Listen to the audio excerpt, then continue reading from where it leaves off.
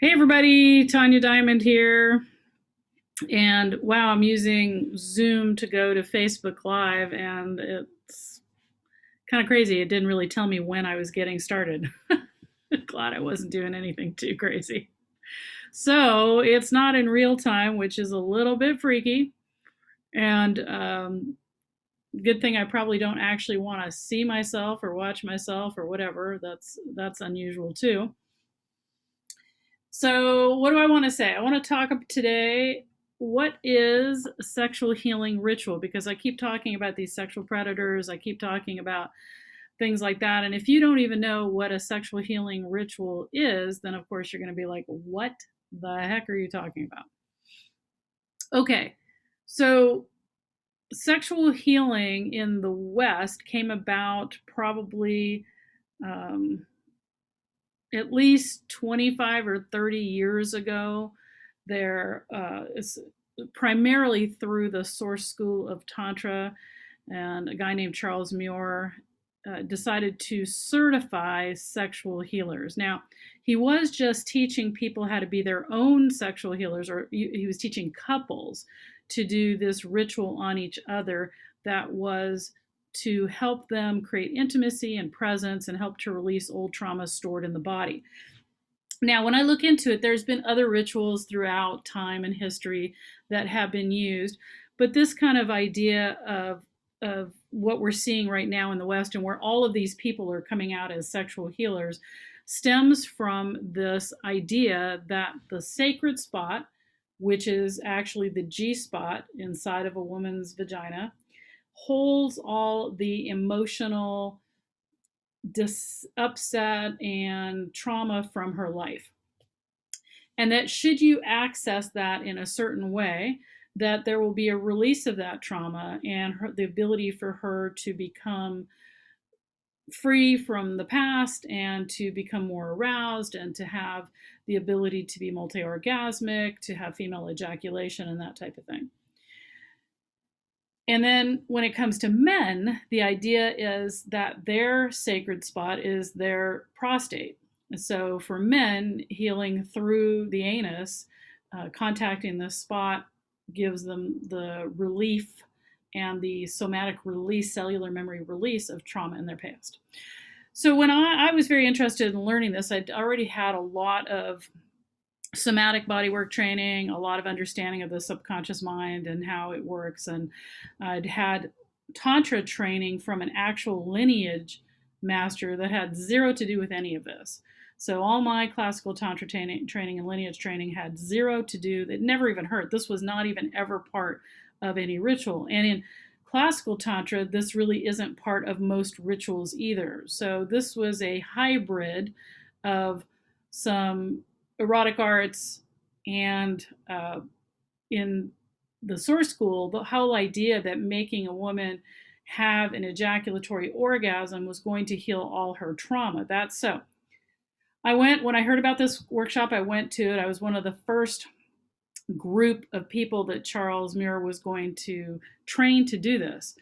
And from his perspective, even though he kept saying it was healer and it had nothing to do with a lover and we weren't sex workers or anything like that, his entire thing was to finger bang a woman until she ejaculated, had this super high arousal feeling, and then she was healed. Now, having an ejaculatory orgasm is certainly pretty mind blowing if you've never had one. So, certainly, you could feel euphoric and feel like something has changed. But what I noticed is that that was taken too far, because now these people were kissing and doing oral sex and it became pleasure oriented. Can you heal through pleasure? Absolutely. Laughing is one of the best ways to help change your body chemistry that there is. Can you heal all your sexual trauma by being finger banged until you have a tension release ejaculatory orgasm? It can feel that way, sure. If you've never had somebody show up in presence with you, if you've never had somebody give you that feeling that you have, you could think that indeed there is healing there, and for some people there might be. However, What I noticed taking the class is that people were very confused. And when I talk about people, I'm talking about the people teaching and the people taking the class.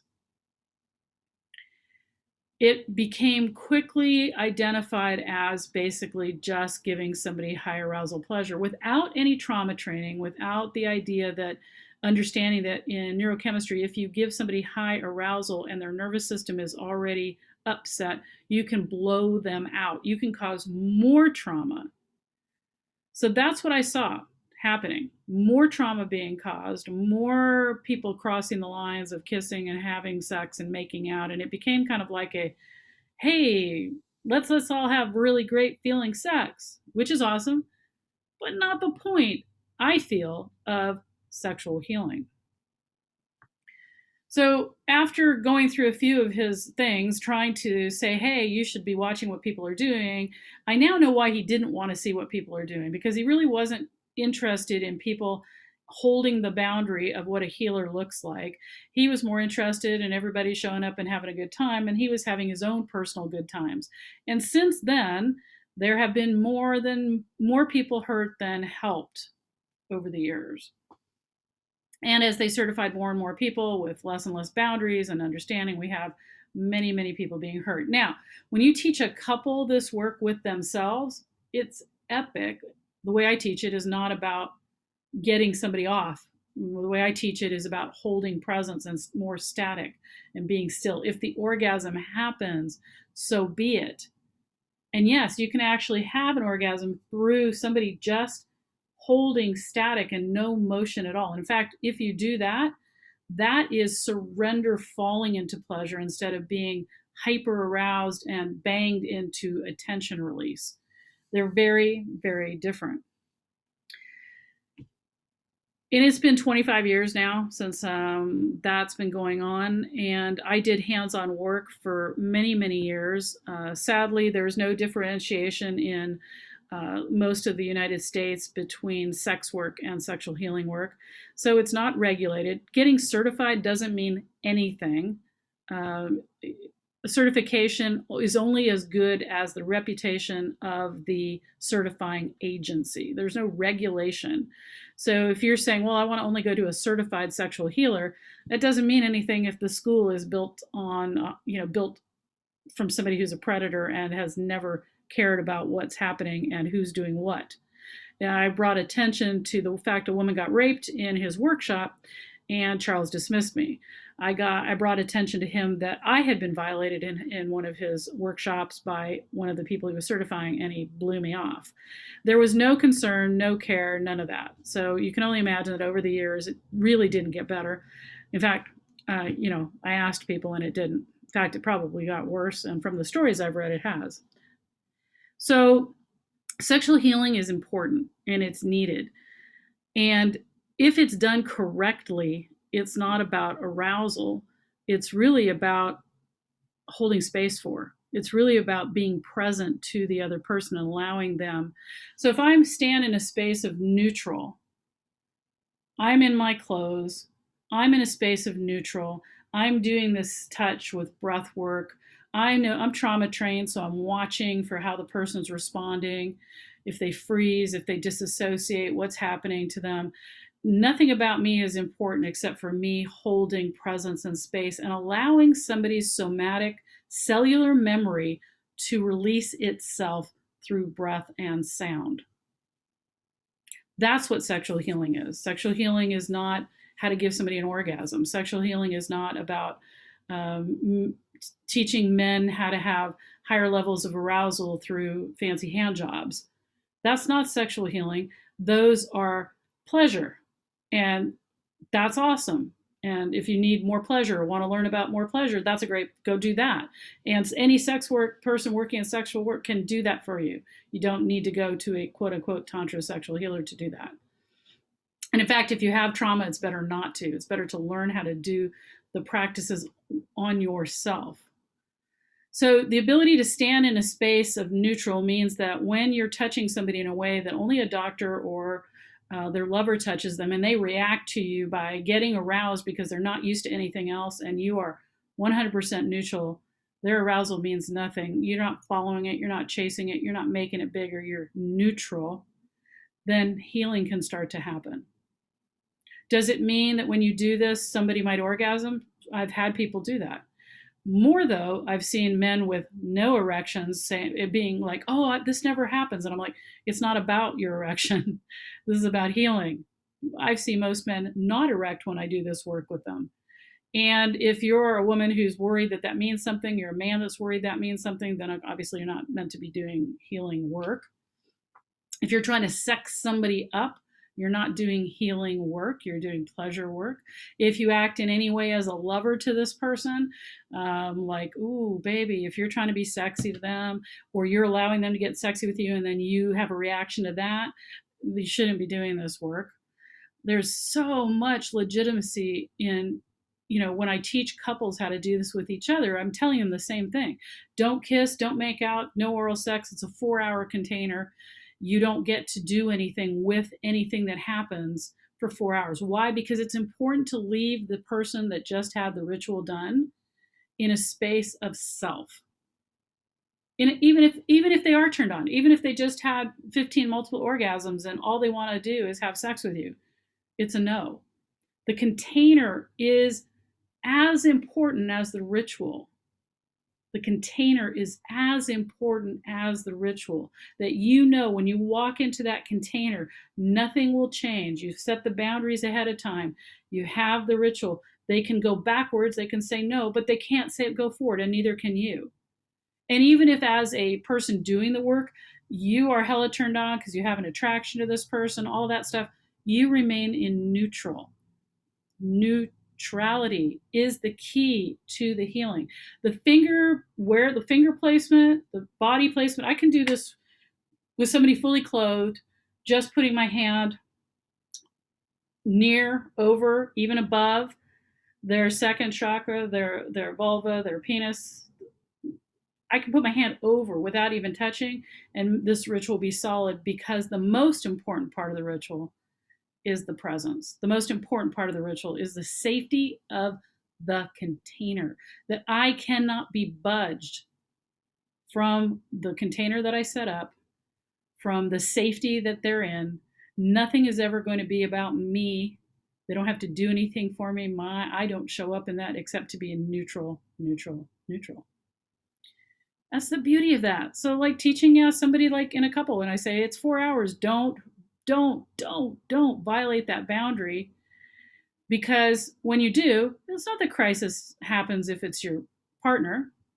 However, if it's your healer, it sure does. But if it's your partner, what you'll notice then is that, wow, that's a bummer. I kind of wanted it at the time. I thought, wow, we've never been this present, never been this intimate together. And I think, wow, wouldn't it be great to make love now? And they do that. And then later they feel weird, like, wow, but this was just for me. And I turned it around and made it about us. You need that personal space that cannot be violated, that cannot be budged. That is the power of this ritual. That's who you need if you're going to a healer. What they are is neutral. So you can see where this can be problematic for anybody that actually has their own issues that are not cleared, because it's easy for them to get sucked into them thinking they're doing something to you. If a practitioner feels like they're doing something to you or for you, they're involved in it, and that's dangerous. The only thing they should be doing is holding the space of neutrality. But as soon as if my mind says, oh, look, I'm going to give you pleasure, I'm going to give you an experience, I've got to make sure this is the best experience you've ever had, because then you're going to come back to me. I want to hook you into me, your transference. I want you to feel like you love me, I love you. I want you to be more aroused than you've ever been aroused for anybody, because then you want to come back to me. Danger, danger, danger, danger, danger, danger, danger. I shouldn't be doing the work if I feel that way. And if you ever feel like a practitioner is doing that, they shouldn't be doing this work either. Sex work, giving you the point of sex work is to be there for you with whatever you want. And part of that is pleasure if it is. That's negotiation, right? The person, the sex worker, is involved or not, depending on what you want. Okay. Sexual surrogacy, that's somebody who works with a therapist, and the therapist is giving direction and helping you, and the sexual surrogate is there to listen to what the therapist wants and needs from them to do for you. Sexual healer, totally different than both of those things.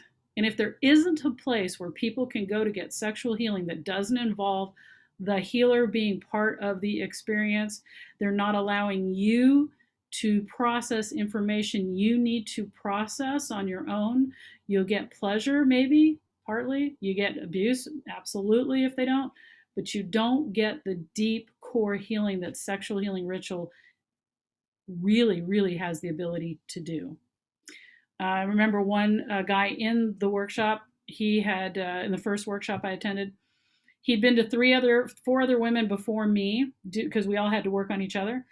And he said all of them basically got him really aroused, brought him down, got him really aroused, brought him down, got him really aroused, did anal penetration, roused the prostate while they were pulling on him, and then brought him off to a blowout orgasm. And he said, well, was that good? Did it feel good? Yeah. Was that awesome? Yeah. And then he said what I did for him was showed up 100% in neutral, did not play his lover, didn't act sexy. When he tried to act sexy, I just stayed in neutral. When I did my work with him, he was flaccid. I just held my hand over him. I had the energetic penetration, right? Just held, and we breathed together. I witnessed him. If he disassociated, I brought him back. And then it was clear when he started moving, he started crying, he started releasing energy. Nothing was happening down here. I was just static. And when we were done, and I asked for permission to remove myself, held him, pulled him up to me, held him, and he cried. And he told me later that he'd been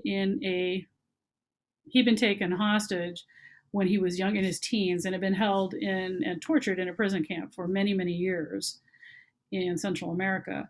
And this was the first time he ever released all of that tension and fear that he had had. And he said this was a healing ritual. So was the other stuff fun? Sure. Was it healing like this? No. That's the difference with a sexual healing ritual. Hopefully this helps some understanding of what's going on and why you can see that people are getting injured in this and confused in this and taken advantage of in this. Because even one of the nicest sexual healing men that I knew in that course, in that class, best intentioned, kind, lovely, lovely man, thought it was about him showing me pleasure. It was about him being my lover and getting me to a heightened state of arousal that I hadn't been before. And I had to stop him and say, you know what? I appreciate this, but this is not helping me heal the deep wounds that need you to be neutral for me to be able to walk into the void. Energetically, if somebody's pushing into you, you are backing up more than if somebody's staying in neutral and you're bouncing back and forth and back and forth. You can even go through them this way. Bigger things are going to happen. There it is. That's my thought of the day.